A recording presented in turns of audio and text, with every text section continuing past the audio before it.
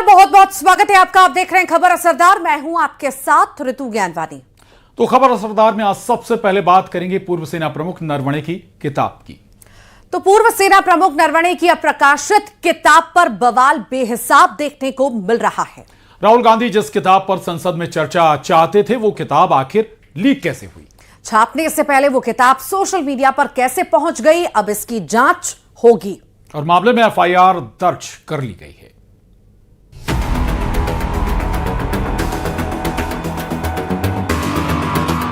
पूर्व सेना प्रमुख नरवणे की अप्रकाशित किताब लीक होने पर एफआईआर दर्ज हो गई है। दिल्ली पुलिस ने अलग अलग ऑनलाइन सोशल मीडिया प्लेटफॉर्म पर मिली जानकारी का संज्ञान लिया, जिसमें दावा किया गया कि 4 स्टार्स ऑफ डेस्टिनी नाम की किताब की एक प्री प्रिंट कॉपी सर्कुलेट की जा रही है। ये भी बताया गया कि इस किताब के पब्लिकेशन के लिए जरूरी मंजूरी अभी संबंधित अधिकारियों से नहीं मिली है। जांच में पता चला है कि उसी टाइटल वाली एक टाइप सेट किताब की पीडीएफ कॉपी कुछ वेबसाइट्स पर उपलब्ध है और कुछ ऑनलाइन मार्केटिंग प्लेटफॉर्म ने तैयार किताब का कवर भी दिखाया है, जैसे कि किताब खरीदने के लिए उपलब्ध हो। इस उल्लंघन की पूरी जांच करने के लिए स्पेशल सेल में मामला दर्ज किया गया है। नरवणे की किताब उस वक्त चर्चा में आई थी जब राहुल गांधी ने उस किताब पर संसद में चर्चा की मांग की थी।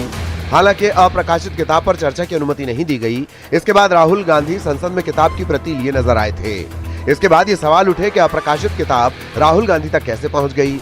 न्यूज 18 से खास बातचीत में बीजेपी सांसद निशिकांत दुबे ने भी सवाल उठाए थे। उन्होंने कहा कि ऐसे कोई भी किताब डिफेंस मंत्रालय की मंजूरी के बिना नहीं छप सकती है। राहुल गांधी जनरल नरवणे के हवाले से कुछ कहना चाहते हैं। उन्हें अगर उन्हें बोल लेने दिया जाता तो क्या हंगामा मच जाता। एक ऐसी किताब जो कभी छपी ही नहीं, जिसको मिनिस्ट्री ऑफ डिफेंस ने कभी इजाजत ही नहीं, पर वो तो हाथ में लेके घूम रहे हैं। यदि उन्होंने बाहर से मंगा लिया, अमेजन से मंगा लिया, जर्मनी से मंगा लिया, तो लीगल तो नहीं हो जाएगा ना। यदि दाऊद इब्राहिम की कोई जीवनी लेकर कोई घूमने लगे और यदि भारत में वो बैन है तो वो उनका हिसाब है। तो मेरा ये मानना है कि 1954 के आर्मी एक्ट के तहत कोई भी आर्मी का अफसर कोई किताब बिना डिफेंस मिनिस्ट्री की इजाजत के नहीं लिख सकता। यही लोकसभा के अध्यक्ष की रूलिंग है। नरवणे की किताब पर विवाद जारी है। अप्रकाशित किताब सोशल मीडिया पर कैसे उपलब्ध है, आखिर किताब कैसे लीक हुई? एफआईआर दर्ज कर ली गई है और अब इसकी जांच की जाएगी। Bureau report, news 18।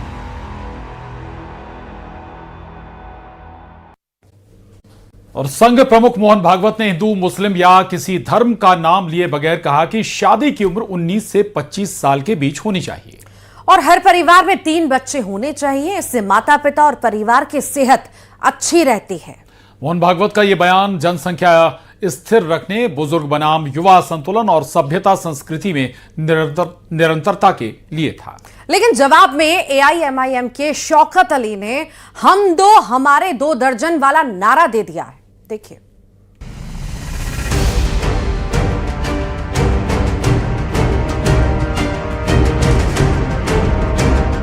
संघ प्रमुख मोहन भागवत ने जनसंख्या को लेकर बयान दिया, जिसके बाद सियासी बखेड़ा खड़ा हो गया।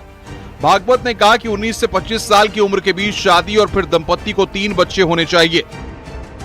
इससे माता पिता और परिवार की सेहत अच्छी रहती है।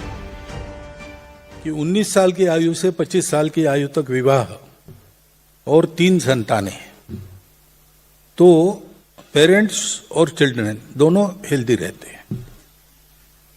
मानस शास्त्र वाले कहते हैं, साइकोलॉजिस्ट कहते हैं कि घर में अगर 3 सिबलिंग्स है तो आपस में जो व्यवहार उनका होता है उसमें से वो ईगो मैनेजमेंट अच्छी तरह सीख लेते हैं। मोहन भागवत के बयान को ओवैसी की पार्टी के नेता शौकत अली ने चैलेंज के तौर पर लिया है और भागवत के बयान पर रिएक्शन के तौर पर नारा दिया, हम 2 हमारे 2 दर्जन। हम तो कहेंगे कि ज्यादा से ज्यादा बच्चे पैदा करें आप लोग। अल्लाह अगर दे रहा है तो आप उसको लीजिए। तो हम तो आज से एक नारा देंगे कि हम 2 और हमारे 2 दर्जन। वहीं ओवैसी का भी कहना है कि मुस्लिमों की आबादी हिंदुओं के अनुपात में इस देश में कभी ज्यादा नहीं होगी।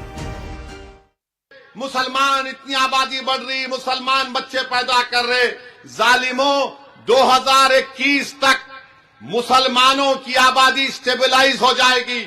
इस मुल्क में कभी भी मुसलमानों की आबादी, हमारे हिंदू भाई बहन की आबादी से आगे नहीं जाएगी।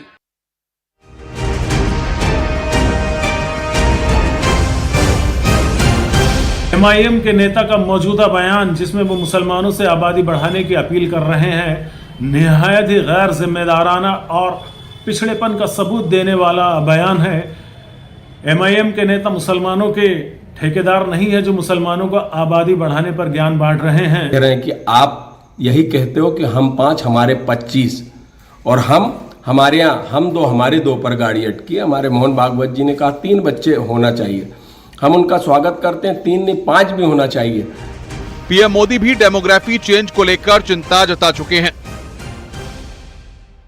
घुसपैठियों के माध्यम से बॉर्डर के इलाकों में डेमोग्राफी बदलने की साजिशें चल रही है। ये राष्ट्रीय सुरक्षा के लिए बहुत बड़ा खतरा है। इसलिए अब देश में एक डेमोग्राफी मिशन शुरू किया जा रहा है। मोहन भागवत ने जहां 3 बच्चों वाला बयान दिया, वहीं ओवैसी के नेता ने 24 बच्चों वाला बयान दिया है, जिस पर वार पलटवार जारी है। Bureau report, news 18।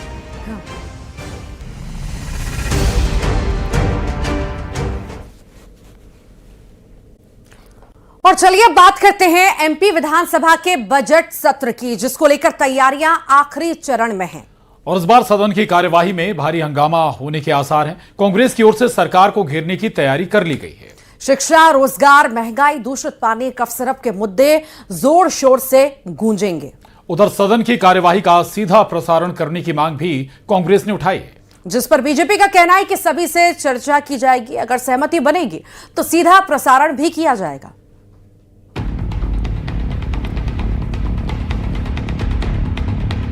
Madhya Pradesh विधानसभा का बजट सत्र शुरू होने के पहले सियासी माहौल गर्मा गया है।